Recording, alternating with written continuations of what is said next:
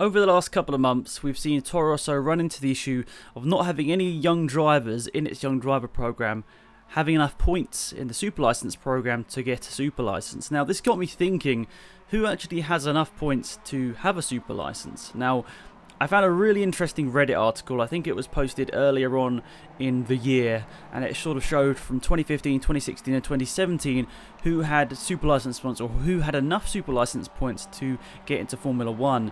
Now, the way the super license form sort of really works is that in a small series like Formula 4 and National Formula 3 Championships, you get maybe, I don't know, 10 points towards your super license, and then if you win like a bigger championship like FIA European F3 or GP3, you'd get like 20 or 30 points. So if you won a national championship and then a European championship, you might just have enough points for Formula 1, or you could go on and win GP2.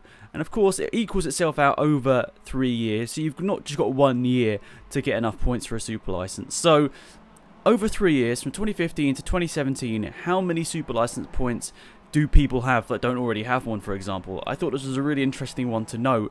Now, of course, this is from 2015 to 2017, as I said, so it's not including any possible points people are going to be getting in 2018. So what I found that was interesting was that Lando Norris, from 2015 to 2017, already had 69 points, which is really incredible. So he already had enough for a super license before this year in Formula 2, which of course he's battling for the championship, and probably just going to miss out on the championship. He hasn't had the greatest couple of rounds over the last couple. I think Monza and also the most recent one, he struggles somewhat in Russia, so he's probably not going to be able to battle for the championship, but he's definitely got by far and away enough points to have a super license, and that's why McLaren have signed him up.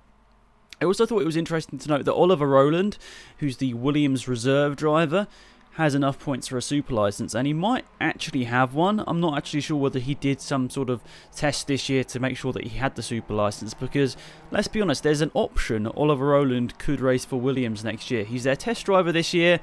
He's probably better maybe than Sergei Sorokin. Nothing against Sorokin, but Oliver Rowland's results in Formula 2 GP2 were better than Sergei Sorokin, so that could be an option maybe for Williams going forward. So he has 63 points, but I guess if you take off the points for 2015 and add on the ones for 2018, as Oliver Rowland hasn't done anything this year, he might struggle to get the super license. I'm not exactly sure how his points work out, but he might not actually have enough points for a super license. I think he should just about squeeze in, but if he wants to go for an F1 seat next year, hopefully he already has a super license in hand.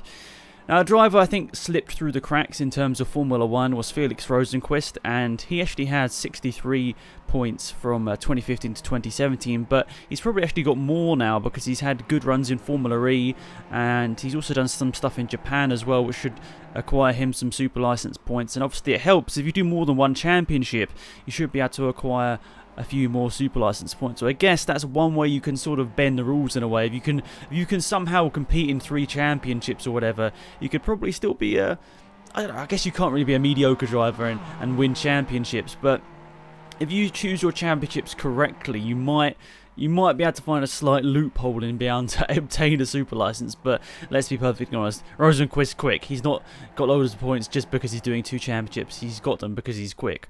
Sam Bird also had 58 super license points. Luca Giotto had 56, but he's probably not going to have enough super license points because he's had a pretty miserable 2018 in Formula 2. So of course he'll lose the ones from 2015 and they'll add on the ones from 2018, and probably not going to be enough to be having a super license or enough super license points, but we'll see. I don't think Luca Giotto, get my words out. I don't think Luca Giotto is probably really in contention for a Formula 1 seat. It's been a pretty disappointing year in F2, as we said.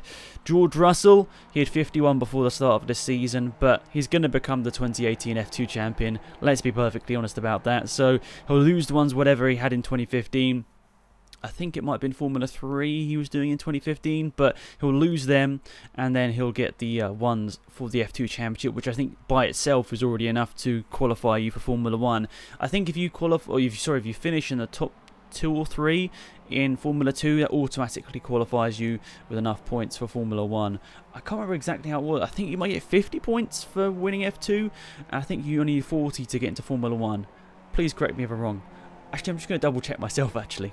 Okay, I wanted to make sure, and I've double checked. So if you finish in the top 3 of the F2 Championship, you all score 40 points if you finish first, second or third, and you need 40 points to qualify over the previous 3 years. And I think it's also interesting, IndyCar gives you 40 points, European F3 and LMP1, Le Mans, the World Endurance Championship, they both give you 30 points, as does Formula E. So I'll leave a link in the description to the FIA Super License. I probably should have had this up on the screen as I started, but it's pretty interesting, to be perfectly honest. I mean, championships, even like NASCAR, get you or qualify you for Super License points, and even small championships like FIA approved Formula 4 championships get you 12. So you could probably work the system if you're clever enough, and even kart championships get you points, which is really interesting as well. But back to the topic and who has enough points. I think it's also interesting to note that drivers from other series do have quite a lot of points as well.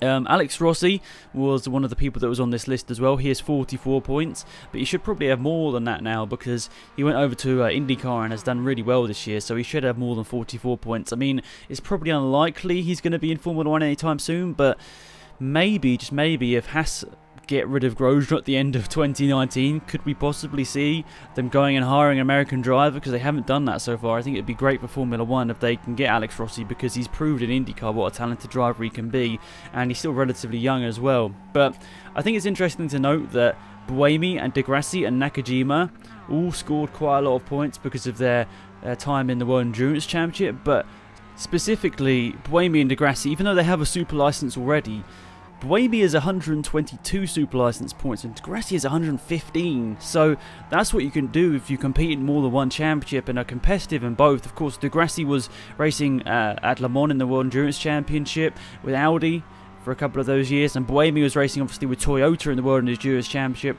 alongside both of them obviously racing in Formula E and both being competitive over 3 seasons as well. And Nakajima was obviously successful in the World Endurance Championship over a number of seasons, which made sure he earned 61 points. But they already have a super license, that doesn't really matter. But I just thought it was really interesting to see drivers that were competing in more than one series. Nakajima was doing stuff in Japan as well. How many points you can sort of claw together if you do more than one championship and are successful in them.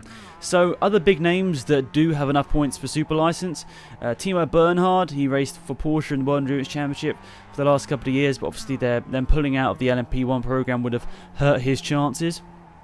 Simon Pagenaud over in IndyCar, winning the championship a couple of years ago, would have massively helped him.